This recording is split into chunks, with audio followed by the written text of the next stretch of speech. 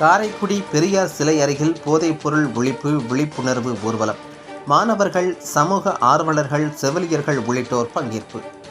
சிவகங்கை மாவட்டம் காரைக்குடியில் சர்வதேச போதைப்பொருள் ஒழிப்பு தினம் கடைபிடிக்கப்படுவதை ஒட்டி குளோபல் மிஷன் தனியார் மருத்துவமனை மற்றும் ஆராய்ச்சி நிலையம் சார்பில் இன்று வியாழக்கிழமை மாலை விழிப்புணர்வு ஊர்வலம் நடைபெற்றது.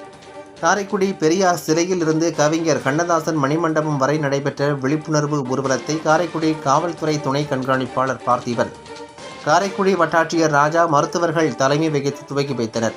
பள்ளி மாணவர்கள், செவிலியர்கள், சமூக ஆர்வலர்கள் உள்ளிட்ட 100க்கும் மேற்பட்டோர் பங்கேற்றனர். நடைபெற்ற ஊர்வலத்தில் போதை விழிப்புணர்வு வாசகங்கள் அடங்கிய பதாகைகளுடனும் போதைப் பொருட்களுக்கு எதிராக கோஷங்கள் எழுப்பியபடி சென்றனர்.